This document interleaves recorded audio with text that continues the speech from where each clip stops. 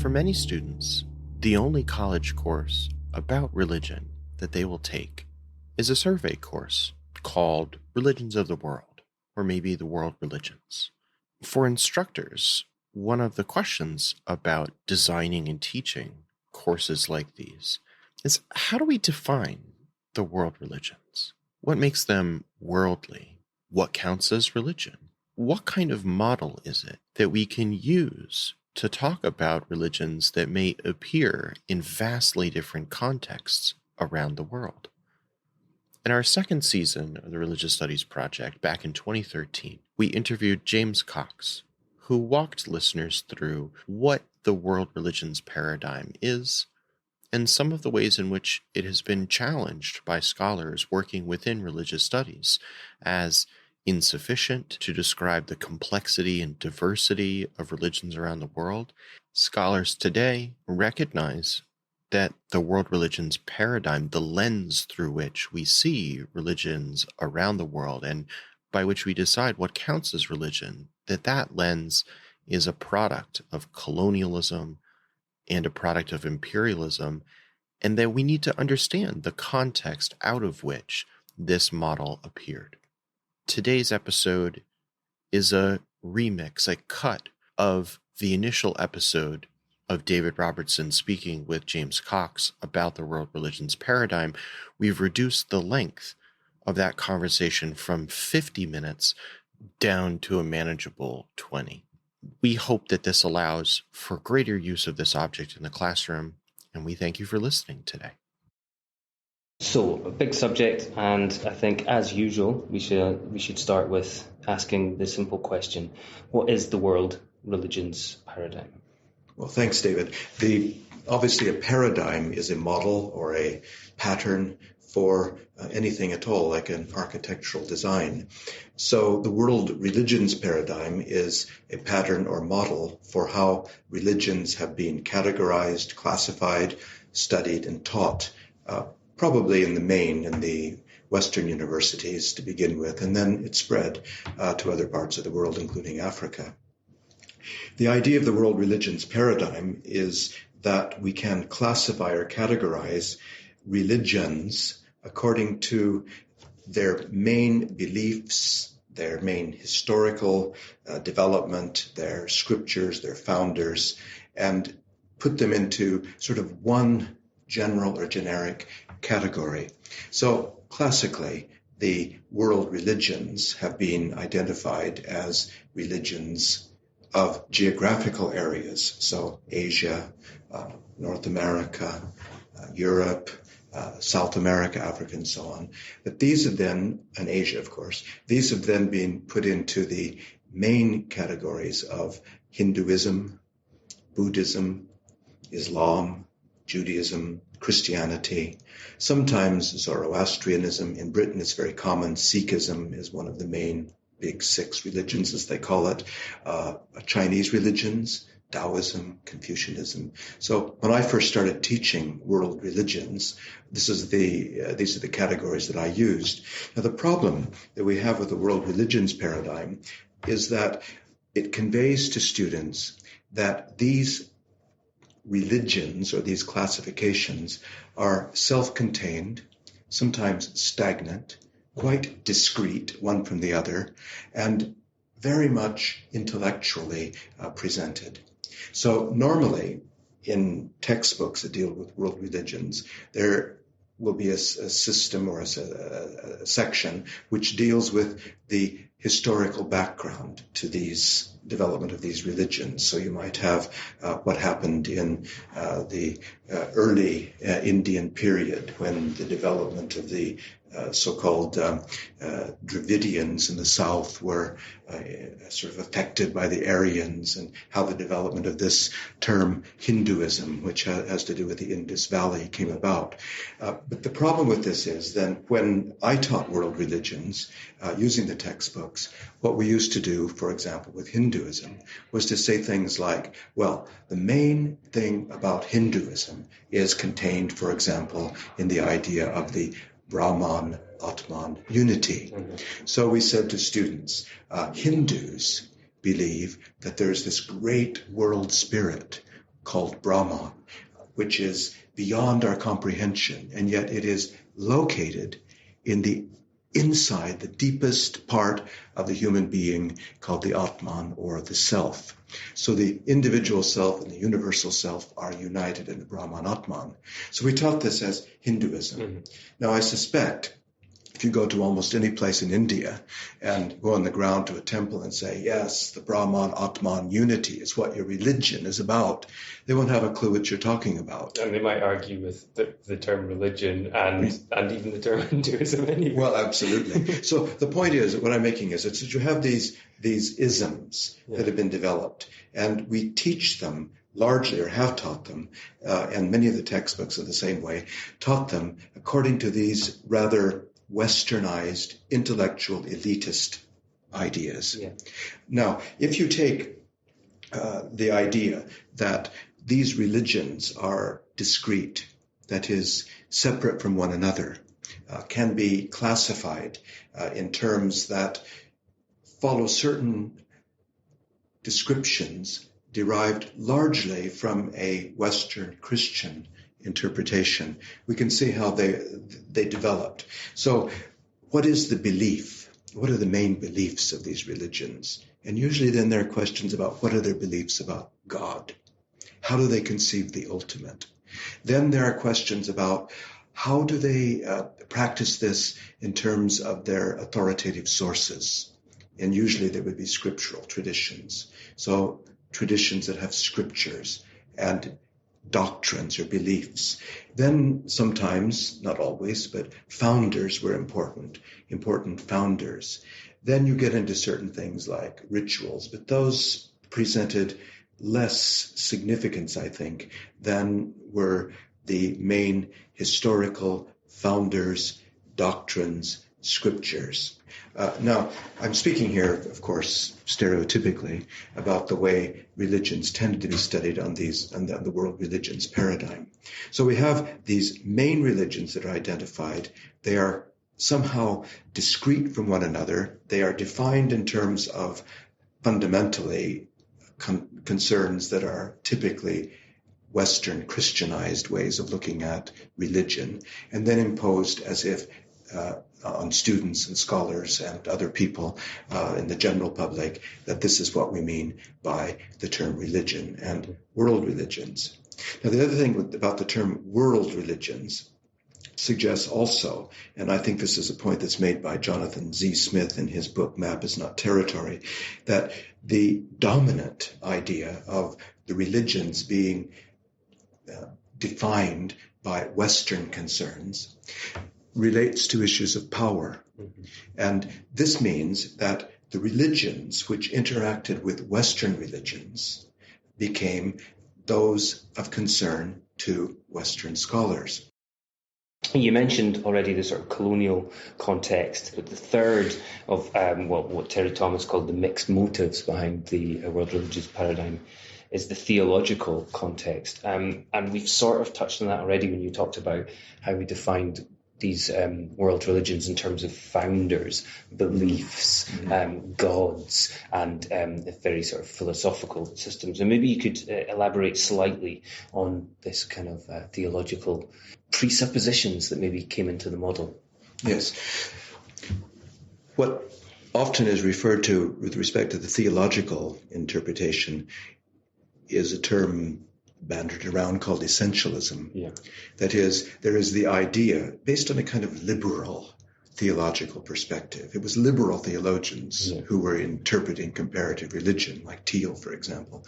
So what we have with the idea is that there is some sort of universal core, some sort of transcendental source, which all human beings somehow tap into and express in various localized, culturally relevant ways. Mm-hmm. So the idea of many, as Tomoko Masuzawa says in her book, The Invention of World Religions, that many of her students in North America still to this day go into studies of religion courses because they believe that there are just various ways up the mountain where it's all to the very same end and from the same source. Yeah.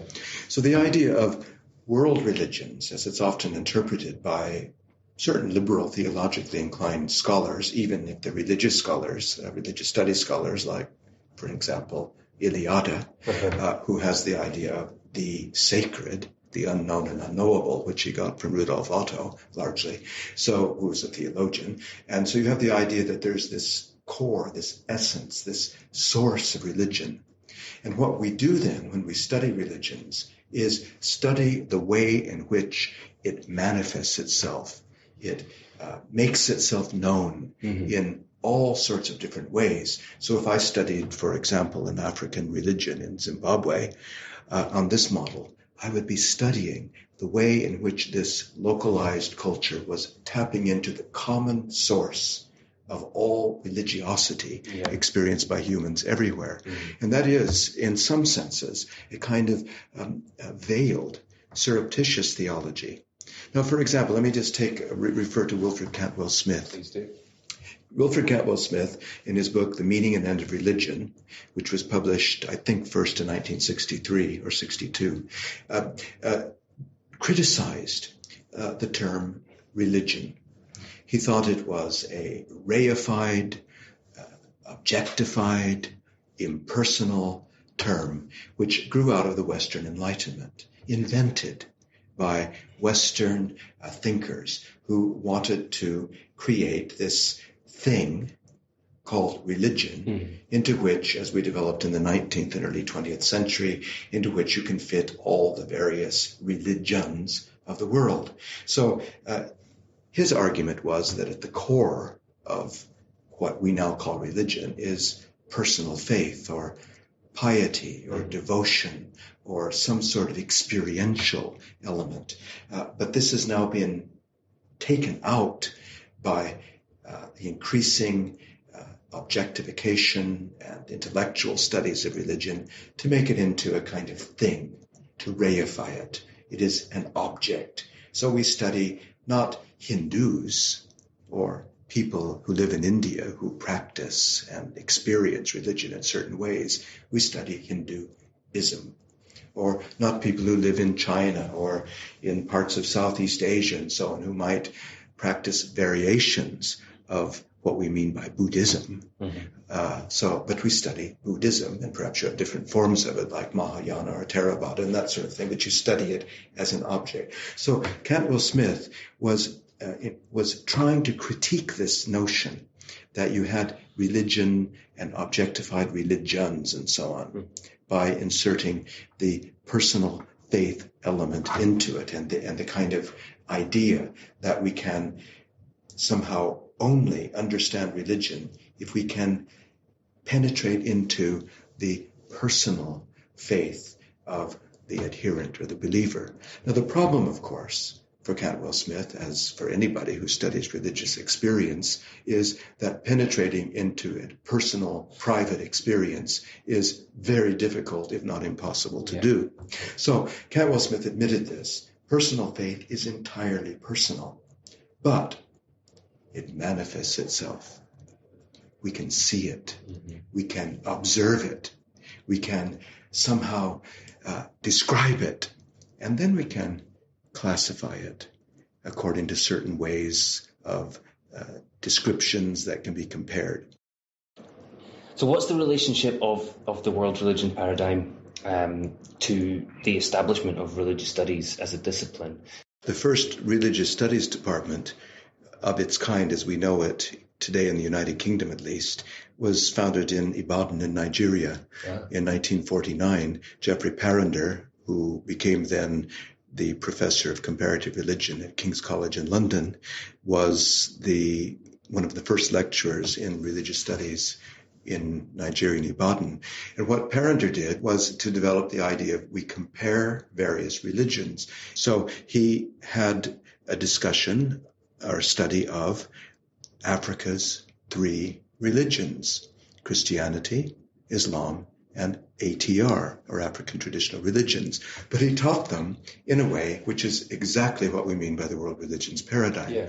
Islam is a religion. It's discrete, self-contained, its own history, its founder, its scriptures, and so on. Christianity, the same. And African traditional religion, notice in the singular, is also taught in a way that examines things like its beliefs about gods or God, actually God, the supreme being. And then you have power, spirits, rituals, activities, and even demons or evil spirits and that sort of thing, witchcraft, all which falls under these categories or classifications whereby we can compare and study. So it was a comparative study, indeed. To go back to Parinder for a minute, the world religions paradigm was used in a apparently more benign way in the what you might call the post-colonial period, as our understanding of indigenous traditions improved. Would that be fair to say? Well, the post-colonial critique, for example, David Chidester in his book Savage Systems outlines the history of the study of religion in South Africa and how religion became a tool for basically the oppressor. First, the African had no religion because it was convenient then to have no religion because they didn't have churches, they didn't have scriptures, they didn't have anything that they would call religion in a Western Christian sense. But after that, then what's quite interesting in Chidester's critique, I think, is that the awareness and the recognition amongst the South African colonialists that there really was religion. And this religion then, and this also could be put to certain Christian African leaders, this religion could be accommodated into Christianity. It could be used, in a sense, as a tool to make those that had been colonized very much fitted into the whole concept of what it means to be a good citizen, a respectful kind of participant in society. Once that they were accommodated into Western ways and could be Christianized, or at least fitted into a Christian ethical framework, is in fact very degrading to the indigenous people. So what we need to do in this case is to discover the values, what the highest aspirations, the best elements of these pre-Christian religions. And what do we find? What do we find? We find they believe everyone in a supreme being. They all believe in God. And this God is a creator God. This God, well, strangely resembles the Christian God. Yes. And in this sense, they, that is, the indigenous people, have become all right, acceptable. Yes, because they are not just like us, but close enough to us to be acceptable to us. And then all we need to do is now is make a little shift from there of the pre-Christian religions in order to make them somehow acceptable. And the values that they saw were very, very resemblant of Christian values. So this is another way in which I got on the African example, but we could do this also in India.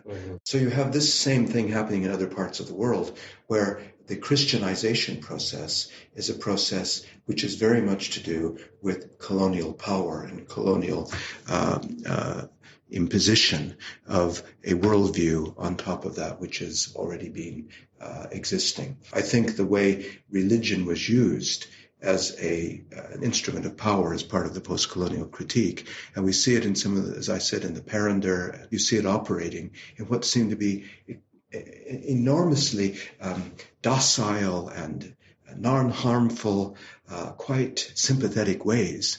But in a way, it's the worst kind of treatment, because rather than saying we value your traditions in their own right, we only value them insofar as they conform to our values. The RSP is sponsored by the BASR, NAASR, and the IAHR. and is produced by the Religious Studies Project Association, a Scottish charitable incorporated organisation. Find out more at religiousstudiesproject.com. Brought to you by editors Andy Alexander and David McConaughey and founding editors Chris Cotter and David Robertson. Our features are edited by Savannah Finver and our Opportunities Digest by Ella Bach. Audio editing by Alex Matthews, video editing by Alison Isidore, podcast transcription by Jaden Bartasius, and social media managed by Candice Mixon. Don't forget, you can support the project by using our amazon.com, .co.uk and .ca links, or donating at patreon.com/projectrs. And you can find us on Facebook, Twitter, Instagram, YouTube, iTunes, and all other portals. Thanks for listening.